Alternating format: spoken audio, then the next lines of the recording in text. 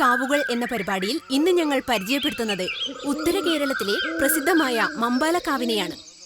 ഏതാണ്ട് 42 ഏക്കറോളം പരന്നുകിടക്കുന്ന ഈ കാവിൽ നമുക്കിന്ന് നഷ്ടമായിക്കൊണ്ടിരിക്കുന്ന അപൂർവ ഇനം സസ്യങ്ങളും ചിത്രശലഭങ്ങളും പക്ഷികളും ഒക്കെയുണ്ട്. അതിലുപരി ഈ നാട്ടിൽ മതസൗഹാർദ്ദം നിലനിർത്തുന്നതിൽ വലിയൊരു പങ്കാണ് ഈ കാവ് നിർവഹിക്കുന്നത്.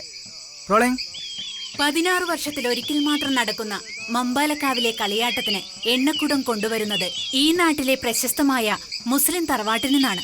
കാവിനെക്കുറിച്ചുള്ള കൂടുതൽ വിശേഷങ്ങൾ നമുക്ക് പരിസ്ഥിതി പ്രവർത്തകനും അധ്യാപകനുമായ റഷീദ് മാസ്റ്ററോട് ചോദിക്കാം. ഈ കാവ് ഞങ്ങളുടെ എല്ലാമാണ്. ഈ കാവുമായി ബന്ധപ്പെട്ടതാണ് ഈ നാട്ടുകാരുടെ ജീവിതങ്ങൾ. കുട്ടിക്കാലത്ത് ഇവിടെയാ കളിച്ചു വളർന്നത്. ഒരിക്കലും വറ്റാത്തൊരു കുളമുണ്ട് ഈ കാവില്. അപ്പുറത്തെ നാട്ടുകാരുടെ കുടിവെള്ളക്ഷാമം പരിഹരിക്കുന്നത് അതുകൊണ്ടാ. ചുരുക്കി പറഞ്ഞാൽ ഞങ്ങളുടെ ശ്വാസവായു പോലും ഈ കാവാ. അതുകൊണ്ട് തന്നെ എന്ത് വില കൊടുത്തും ഞങ്ങൾ ഈ കാവിനെ പരിപാലിക്കും. കാവ് സംരക്ഷണ സമിതി എന്നൊരു സംഘടന തന്നെ ഞങ്ങൾക്ക് ഇവിടെ ഉണ്ട്. അതിന്റെ പ്രസിഡന്റാ ഞാൻ. എന്നാ ഞാൻ പോട്ടെ. ശരി സർ. അല്പം തിരക്കുണ്ട്. രാധിക ഉണ്ടാവും നിങ്ങളെ സഹായിക്കാൻ. Thank you sir. രാധിക ടീച്ചറെ, എവിടെയാണ് കുളം? വാ. അയ്യോ, അതാണ് ഞങ്ങളുടെ കറുത്തമ്പൂ വെളുത്തമ്പൂ. ഏയ് കറുത്തമ്പൂ വെളുത്തമ്പൂ, കേറി വാ. നമ്മുടെ രാധികയല്ലേ? കൂടെ സിനിമാക്കാരുണ്ടല്ലോ, വയറൊന്ന് വെക്കി പിടിച്ചേക്കാം.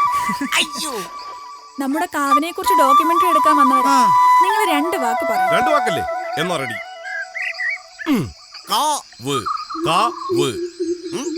ആദ്യം അവരോടൊന്ന് തല തോർത്താൻ പറ.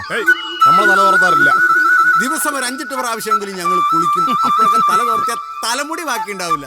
അപ്പൊ നിങ്ങൾക്ക് പനി പിടിക്കില്ലേ? എന്നാ പിന്നെ വെള്ളത്തിൽ കിടക്കുന്ന മീനൊക്കെ പനി പിടിക്കേണ്ടതല്ലേ? നിങ്ങൾക്ക് എന്താ പറയാനുള്ളത്? ഈ കാവിനെ കുറിച്ച് ഓർത്താൽ എനിക്ക് ഒരുപാട് പറയാനുണ്ട്. പക്ഷേ ഓർമ്മയിൽ വരുന്നില്ല. എനിക്ക് പറയാനുണ്ട്. ഈ കാവ് നിറച്ചും പെരിച്ചാഴികൾ. ഇത് കുമാരേട്ടൻ, കുപ്പായം ഇടാത്ത കുമാരേട്ടൻ. കുമാരേട്ടനോളം കളിയാട്ടം കണ്ടവർ മമ്പാലയിൽ മറ്റാരുമില്ല. ഞാൻ എന്തെന്നാപ്പാ പറയണ്ടേ? കാലവും മാറി, മനുഷ്യരും മാറി. ഞാനും ഈ കാവും പഴയ പോലെ തന്നെ. ഈനാശുവിന്റെ ഷാപ്പിൽ കള്ളും കുടിച്ച് എന്നും കാവിൽ കുറച്ചു നേരം കിടക്കണം. അതെൻ്റെ ഒരു ശീലമായിപ്പോയി. വേറെന്തെന്നാപ്പാ പറയാ?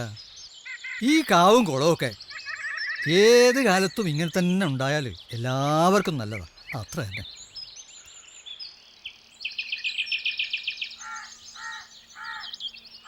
ഇത് രാമപെരുവണ്ണൻ, തെയ്യം എന്ന ക്ഷേത്രകലയുടെ ആചാര്യൻ. തെയ്യം എന്ന കലയെക്കുറിച്ച് താങ്കൾക്ക് പ്രേക്ഷകരോട് എന്താണ് പറയാനുള്ളത്? കുറെ നേരായല്ലോ തുടങ്ങിയിട്ട്, നിർത്താറായില്ലേ? ഒരു കാവും തെയ്യവും കളിയാട്ടോ. എന്താടേ ഇത്? പൊരയിലേക്കേറി വന്നവരോട് ഇങ്ങനെ പെരുമാറുക? അച്ഛൻ മിണ്ടണ്ട. ഈന്റെ മുമ്പ് കെട്ടിയാടുമ്പോ കണ്ടു നിൽക്കാനും മുമ്പിൽ നിന്ന് വന്ന് തലകുനിക്കാനും എത്ര ആളുകൾ. അവസാനം ചോരയും നീരും പറ്റി അസുഖായിട്ട് കിടക്കുമ്പോ ഒറ്റ ഒരുത്തനെയും കാണില്ല തിരിഞ്ഞു നോക്കാൻ.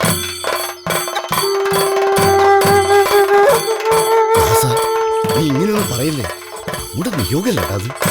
എന്നാ പറഞ്ഞു കൊടുക്ക് തെയ്യക്കാരന്റെ വീരകഥകള്. ഇയാളെന്താ ഇങ്ങനെ? എന്താടോ വെറുതെ വന്ന് കുരച്ചിട്ട് പോവാൻ തോന്നിയോ നിനക്ക്? ഞാനും കുറെ കെട്ടിയാടിയവനാ. കാവില് മാത്രമായിരുന്നില്ല, സായിപ്പന്മാർക്ക് മുമ്പിലും ടൂറിസത്തിനും ഉദ്ഘാടനത്തിനുമൊക്കെ കെട്ടിയാടിച്ചു ചുലരും. അവസാനം സംഘാടകരും ഇടനിലക്കാരുമൊക്കെ ഈശ വീർപ്പിച്ചു. ഞങ്ങൾക്കോ നക്കാ പിച്ച. അതോടെ നിർത്തിയതാ ഈ ഉടുത്തുകെട്ടലും മുഖത്തെഴുത്തുമൊക്കെ. കലാകാരന്റെ വില മനസ്സിലാക്കാത്തവർക്ക് വേണ്ടി ഞാനിനി ഒരു വേഷവും കിട്ടില്ല.